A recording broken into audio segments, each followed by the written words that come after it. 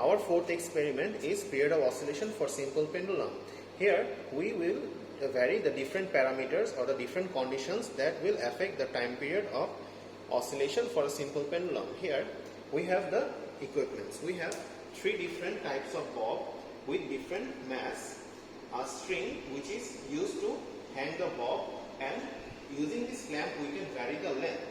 Here we have a meter rule to measure the length of the string, a protector to measure the angle from which we will be releasing the bob from, and a stopwatch to take the time for the oscillations. And the top and balance we will use to measure the mass of each individual bob. So here we have three tables which will determine the three different conditions that will affect the time period, and we will do the experiment to verify the conditions. As you can see from the formula, T is equals to 2 pi root over L by G. Here it states that the time period is totally dependent on length, but as the mass and the angle also play a vital role, we have to see that if these two parameters actually make any difference. So the first part of the experiment, which is table 1, we will vary the mass of the bob. We will take the time period for a single period, and we will take the time average and time period square. Here we have to see two things that have to be constant. Here the length has to be constant for all the bobs, and the angle from which we will release the bob has to be less than 10 degree. So to start the experiment we have to take oscillations. Here in the table they say to take a single period, but it is very tough to take a single period. So we will take 5 oscillations and divide the total 5 oscillation time by 5, which will result in a single period time. One oscillation actually mean, or 5 oscillation mean? One oscillation is the time, the distance it will take from the starting position going back there and again returning back to the starting position. This total time it took is the time taken for one oscillation. So to start the experiment, here we place the protector at 90 degree. I take it 10 degrees to the right, which is equal to 80 degree. Then I remove the protector and let the bob oscillate. Here you can see the bob is oscillating. So we will let it oscillate for a few rounds until it becomes steady. Then we will take a stopwatch. I will start my counting when it reaches this position. So start.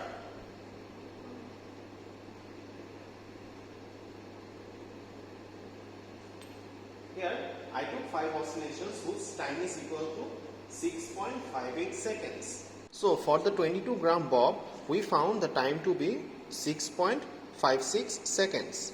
So this time is for 5 oscillations, but here we have to write for a single period. So we divide this time by 5 and we get 1.312 seconds. Same way we do the second trial and third trial, and we find the average value for the 3 trials. Then we take the time square of the average value and find it over here. We will continue doing the experiment using different masses for table A. So, and you take the values and complete the table. Secondly, we will go to table B, which is the length dependent, angle dependent of the time period. So for angle dependent, we have to set two things constant, which are the mass has to be fixed for all the angles we will do the experiment, and the length has to be fixed.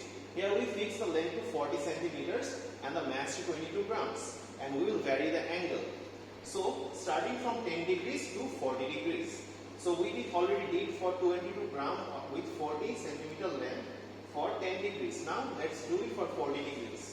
Similarly, we place the protector here, align the string to 90 degrees and move it right 20 degree, which is equivalent to 70.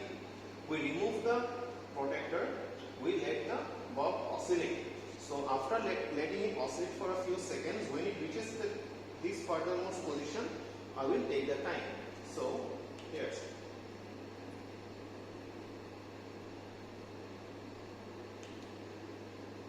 So we got a time of 5.44 seconds for 5 oscillations. For an angle of 20 degrees with length and mass constant, we got a time of 5.44 seconds for 5 oscillations. So for a single period we will divide this time by 5, which is equivalent to 1.088 seconds. and we will do the experiments for 2 more trials. Doing the same thing, we will find the average and the time square, and we will vary the angles as the table, and we will find the times and complete the table. So on our table 3, which is the length dependent of the period, here we will vary the length but keep the mass constant and the angle less than 10 degrees or equal to 10 degrees. So first of all, we did with 40 centimeters, but now let us change and do it with 50 centimeters. We will loosen up the bolt over here.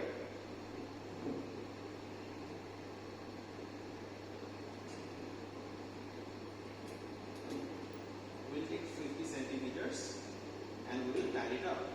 Here we have a length of 50 centimeters, a mass of 22 grams, and we will take the angle to be 10 degrees. So again, repeating the same procedure, we will align it with 90 degrees, take it to the right 10 degrees, which will be equivalent to 80, and we will let it oscillate. So after letting it oscillate for a few seconds, let's start counting.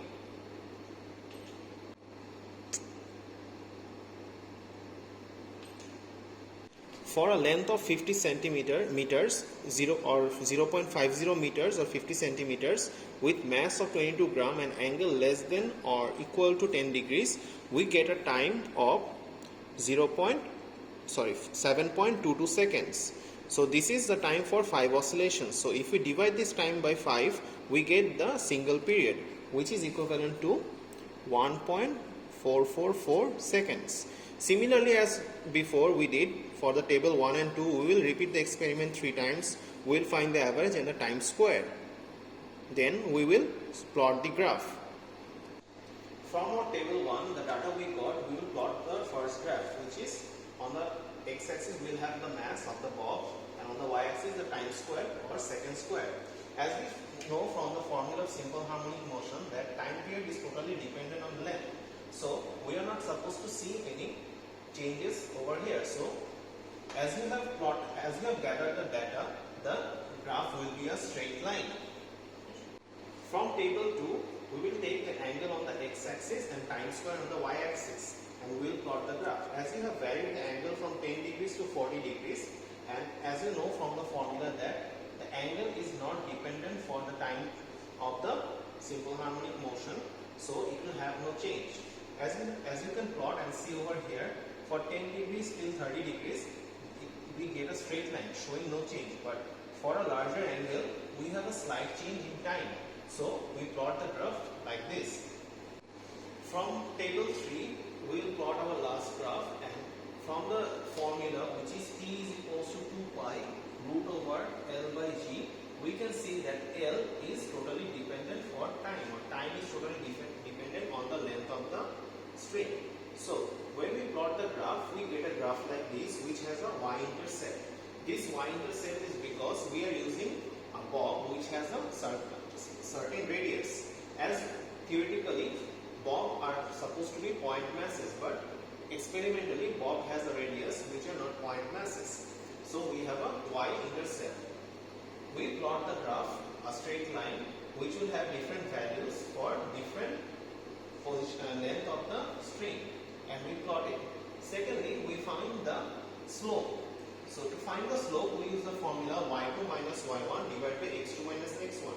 From the line of the graph, we take 2 points, y2 which has a x2 value and y1 which has a x1 value. We take the values from the y-axis and the x-axis, and we find the slope. To find the value of g, we have to derive this formula first. So we know that time is equals to 2 pi root over L by G, and as I said, L consists of length of string plus radius of the bob. So we take this.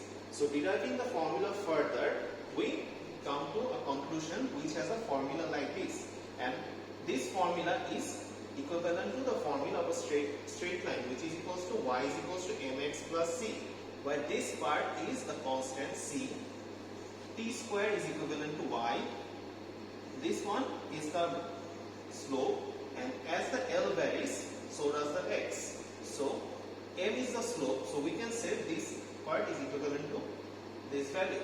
So here we see slope is equals to 4 pi square by g. Rearranging the formula, we come to this, where we find the g is equals to 4 pi square by slope.